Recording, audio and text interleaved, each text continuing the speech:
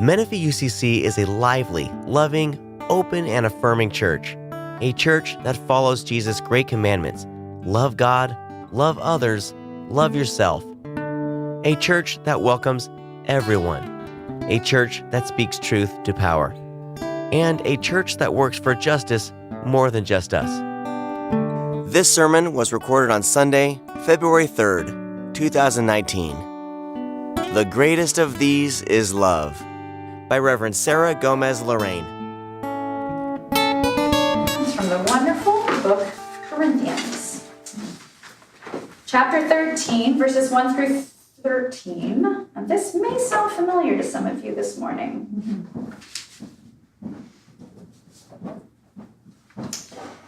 If I speak in the tongue of mortals and of angels, but do not have love, I am a noisy gong or a clanging cymbal. And I have no prophetic powers, and understand all mysteries and all knowledge. And if I have all faith so as to remove mountains, but do not have love, I am nothing. If I give away all my possessions, and if I hand over my body so that I may boast, but do not have love, I gain nothing. Love is patient. Love is kind. Love is not envious or boastful or arrogant or rude. It does not insist on its own way. It is not irritable or resentful. It does not rejoice in wrongdoing, but rejoices in truth. It bears all things, believes all things, hopes all things, endures all things.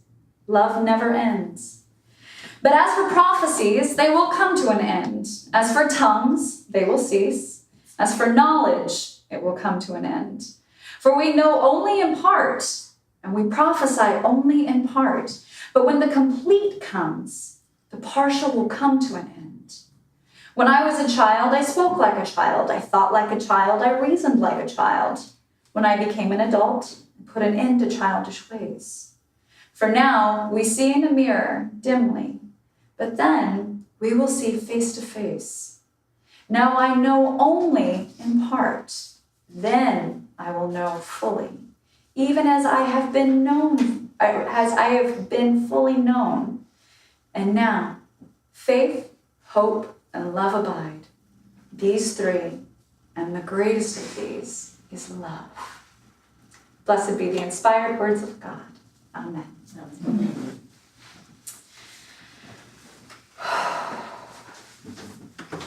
Sean's already giggling. What stands out to you? This was a verse that I'd heard so much that I never really thought about. And then through my kind of journey in and out of churches and belief, and out of belief, into belief, trying to figure all that out. That last part, the greatest of all these is love, was really the kind of the catalyst to kind of bring me back into a faith of sorts and kind of really help me to start reevaluating what Christianity was and what the Bible was to me and what the love of God really was. And then once I started seeing through that lens of love, that's the greatest commandment. It just changed the whole ship back around, back into an understanding of God that really connected with me.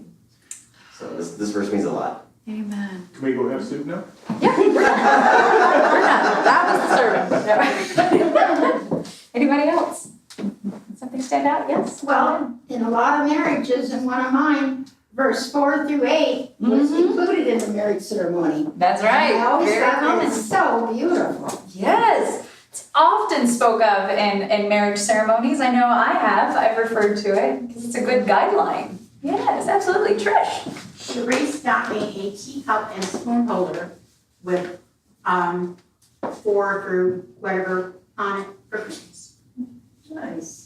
Yeah. And I would imagine your great-granddaughter, as you watch her talk about love. I know when I was around all the babies in a NICU, that place was so full of love. You couldn't help it, these babies. I don't know if they had anything else to give but love at that point.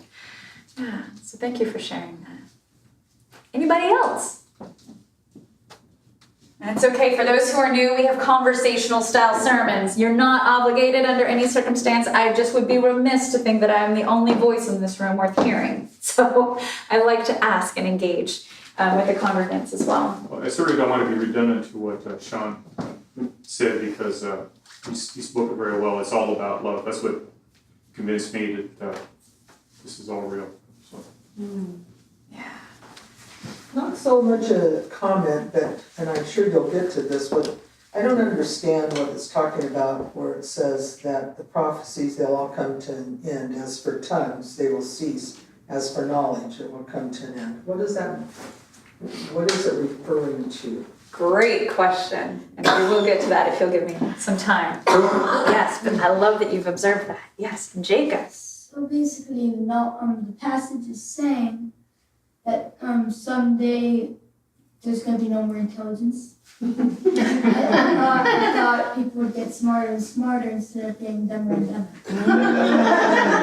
That's good. Gosh, talk about prophetic. Well done, Jacob. Yes.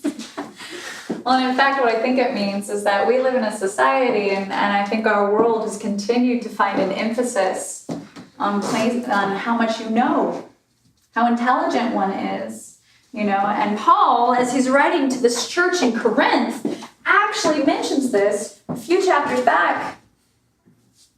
He goes on to talk about, now concerning, we'll pass all that. We know that all of us possess knowledge. Knowledge puffs up. Love builds up. Anyone who claims to know something does not yet have the necessary knowledge, but anyone who loves God is known by him.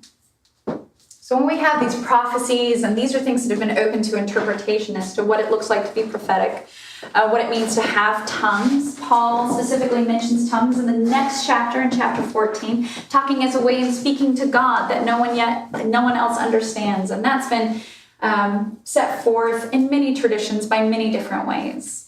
My job is not here to say that any one way is correct or any other way is not. But I do love this understanding that tongues is an understanding of a connection with God that no one else can quite interpret.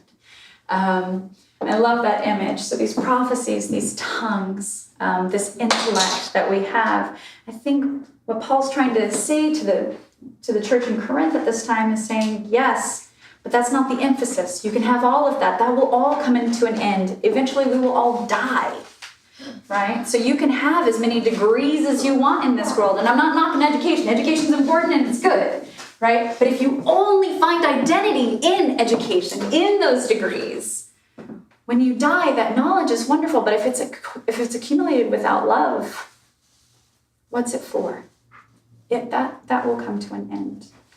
So let me give you a little cultural context as to what's happening here. Paul is reaching out in a letter to the church in Corinth. And while, yes, we have this passage particularly is said so many times for weddings, and it talks about how great love is. And yet the church of Corinth was not in that wedded bliss. So this was a church that was growing, and one of the great things that this community had for it was that it was so diverse. They had Jews, they had Gentiles, they had people of all different social economic statuses. They had all different kinds of individuals coming to this church in Corinth, this town. And that was wonderful. But what was happening was that the intent was getting messed up. So people were using their socioeconomic class to promote themselves. They were using their faith and their belief in order to boast about themselves. They were using this as a way of creating a power differential and claiming self-righteousness versus a fulfillment of God's love. So while this is oftentimes used in the wedding ceremonies to remind us how great love is, the original context as to why this part was written was because there was so much conflict going on. Who's having conflict these days? Right? Yes. And especially as I'm reading this, I think to myself, my goodness, I definitely believe that there's a lot more love that can be needed in this world and can be used in this world. But the understanding of love can take many different forms. And that can lead to conflict. I have a lot of individuals who have come to me in my experience who out of love have told me how wrong my lifestyle is, my choice, have told me how I read the scriptures. But their intent is really out of love. And I try to see that. I get angry. I'm human, right? These scriptures well. I get frustrated because it feels like an attack. And in a way it is. And yet, when I stop to look, I can see that the intent is love. And I see that even us as a body of Christ, we have conflict in this understanding of what love is. Right? Yeah. So, a few years ago, my wife and I were at a church. And there was a pastor that was speaking, and it was supposed to, my wife is stationed in the deep south. And finding a church down there was real fun. In the Alabama, Georgia area.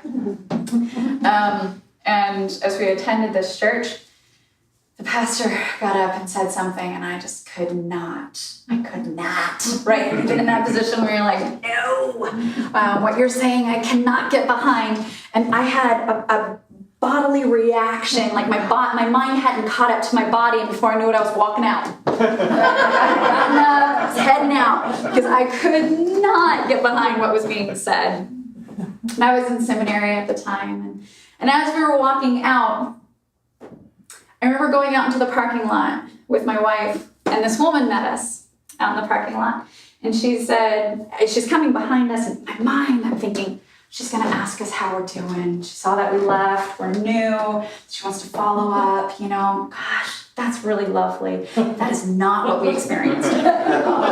Right, so we're there, and she's talking about how this was a Christian service, and how our being in attendance, and the fact that I had my arm around my wife, really was dangerous to the children that were there. And while I'm hearing gasps, I'm not unique in this experience. This is a common story. This is just one that happened to us, right? So this is part of our journey, but this is not a unique story. And what I find is that the more that I listen, there are people who have had experiences like this, not just because they're gay. I listen to Vietnam veterans talk about the way that they were received when they came home. The titles that were given to them. And people really thought out of love, out of the best interest, what are you doing? And they came at them. So throughout history, there's many different reasons why someone can act with the intent on love, but it doesn't feel like love. And there's conflict in that. It's one of the reasons I love the scriptures. It's because the scriptures, while I take them very seriously, I don't take them literally, but I think there's things to be learned, because throughout time we can find these repetitions that are happening. Yeah. Has anybody else had experiences of conflict of love? Yeah. Right? I got up and walked out after our pastor started blasting homosexuality. I just got up and I walked out. I was so mad. I didn't say anything, but I just... Good. Oh, I was mad. I was mad. Because they claimed to be tolerant. Oh, yeah, there's a big difference between tolerant and welcoming. Very, very, and affirming even. Yes, Sean. It happened a lot when I was growing up, because we grew up in a very, strong Christian family, more of a fundamentalist, I guess you would say. But my parents had genuine concern based on their understanding of the scripture, on how I was, getting into college and discovering alcohol and discovering. I like that you whispered it. Yeah. But out of love, based on their interpretation of the scriptures and where my lifestyle was heading in their eyes, they were very concerned. So it did come from a place of genuine love from their part. And as I get older, I realize, part of my whole process has been kind of reevaluating things and putting to bed a lot of anger and stuff, and it realizing that really has helped too. Just their intentions were pure. They were pure. They did come from a place of love, but I took it as a place of an attack. I took it as an attack. Yeah. Thank you for sharing that. Anybody else had a similar experience? Yeah, Trish. Southern Christian Bible Belt area, Yankee, who was a single unwed mother, and the judgment. That must have been really hard. Yeah. And I find in certain situations like that, there's such an important part on our end to make a choice. I wasn't allowed back in school because the kids I was a bad influence. They might think it was okay. So I can't imagine the unacceptance of anybody else like that is horrible. So what I'm hearing you say is that you made a choice to not perpetuate that, Yes, right? So you've tried to, and that's been my experience with you, is that you've tried very much to be open and accepting, to hear. Yeah. I think this isn't new. I think this is a common reality that all of us have experienced in some way or another. We as a society love labels. We love to put people in boxes, right? We have perpetuation of conflict. And I'm right in there too. I'll watch a television show going, what's going to happen next? The conflict gets me. I'm in it, right? The drama of it. And what Paul is asking of the church, and what still resonates for us today, are these scriptures that are written on your tea mug. Love is patient. Love is kind. Love is not envious or boastful or arrogant or rude. It does not say it doesn't communicate. It just says it's not rude. Communication is important. Boundaries are important. It does not insist on its own way. It is not irritable or resentful. It does not rejoice in wrongdoing, but rejoices in the truth. It bears all things, believes all things, hopes all things, endures all things. So as we read that, and I'm wondering, as many of us are here this morning, how we've also understood from the religious perspectives that we were raised with individually, the families that we were raised with, the communities in which we grew up in, if the judgments, because we're human, we've all been judged. We don't get away from not having that experience. If we have now understood a God through that lens as well. There is a God of judgment, a God that wants to put us in boxes, and a God that wants to label us, and a God that has a right way and a wrong way, and a God who has certainty as opposed to a God of mystery and love. So if you will, I'm going to read this one more time, and I apologize to be redundant, but this through a different perspective, a different intent. I'm wondering if you can just open yourselves to hear God saying this to you as a loving presence. My love for you is patient. My love for you is kind. My love is not envious or boastful or arrogant or rude. My love does not insist on its own way. It is not irritable or resentful. And my love does not rejoice in wrongdoing, but does rejoice in truth. My love bears all things. My love for you believes all things. My love for you hopes all things. And my love for you will endure all things.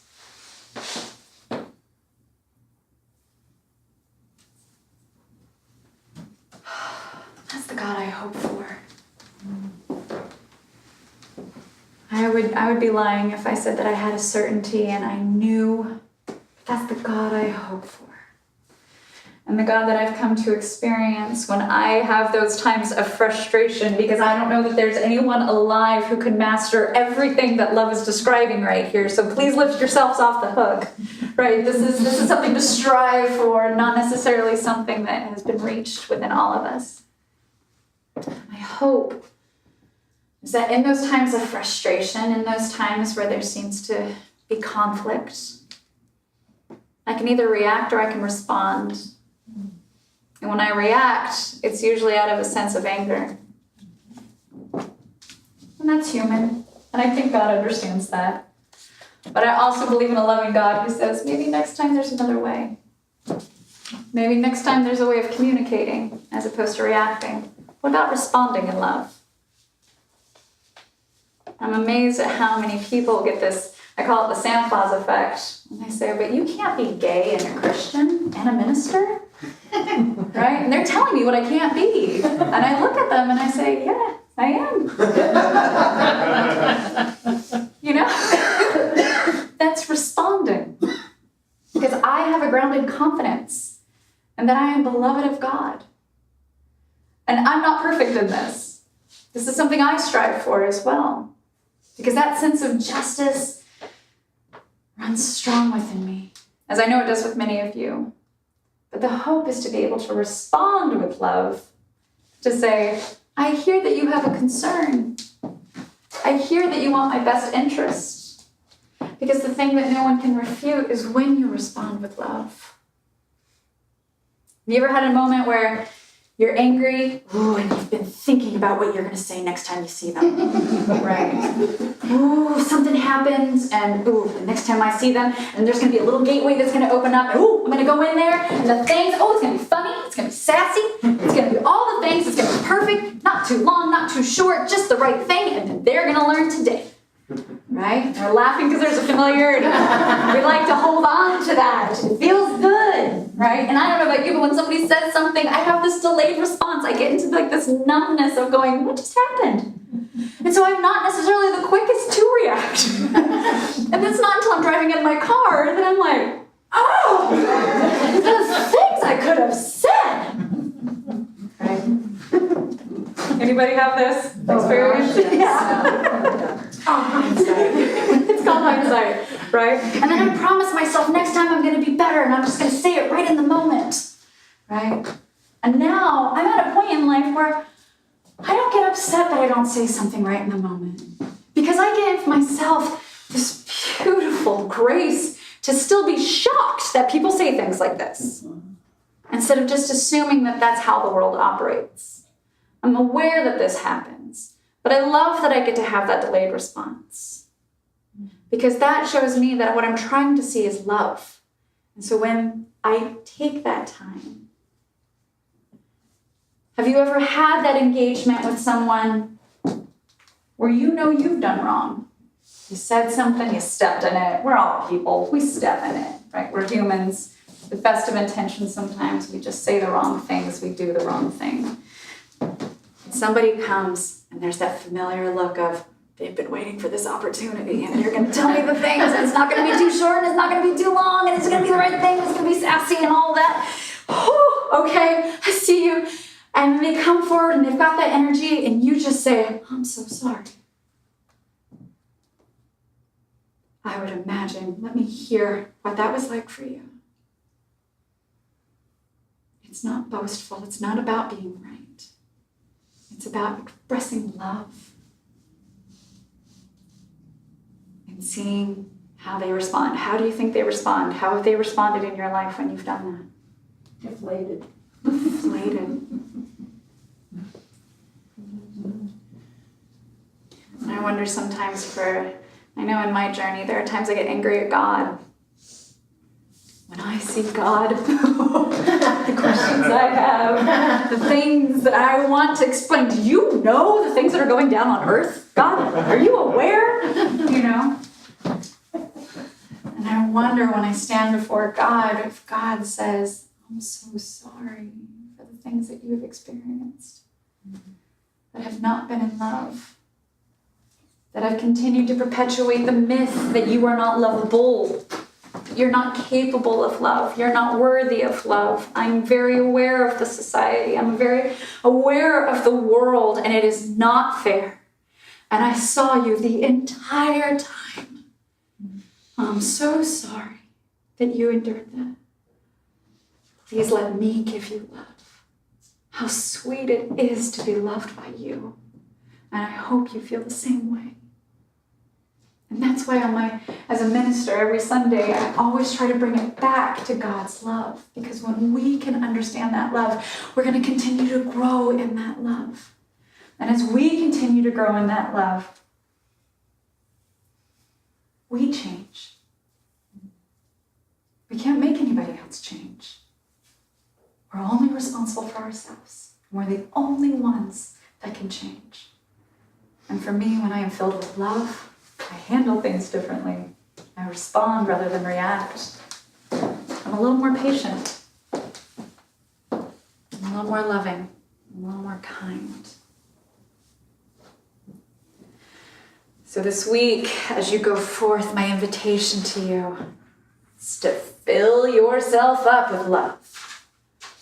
Put yourself in situations where you feel love. Call a friend. Sit and watch a television show that makes you laugh. Seek out the good things. Knowing, most importantly, that that's the most important thing is love.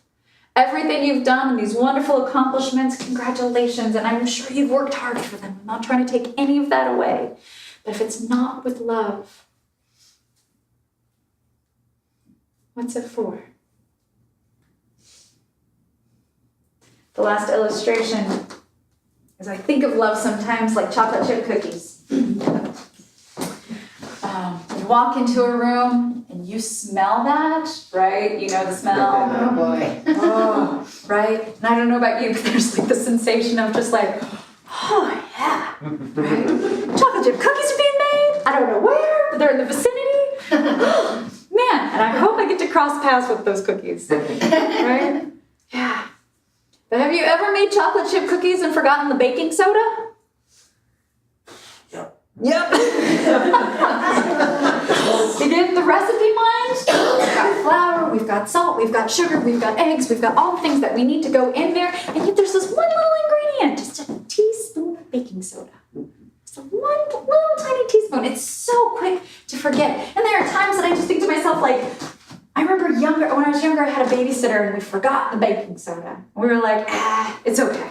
It'll be fine. What happens when you don't have baking soda? They're like chips. They don't really do anything. They're very thin. They're flat and they do not rise. They just look sad. Sad chocolate chip cookies. Oh. So, look for the teaspoon of love this week, knowing that even with one great teaspoon of love, your life will rise. It'll be enjoyable. And you'll be able to spread that warm chocolate chip cookie feeling around. And when you feel that way, others cannot help but feel that around you. And to me, that's the greatest testimony that we can give to God. And I say all these things in the name of Jesus Christ. Amen. Amen. To contact the Menifee United Church of Christ, or for more information, go to menifeeucc.org. Thank you for listening.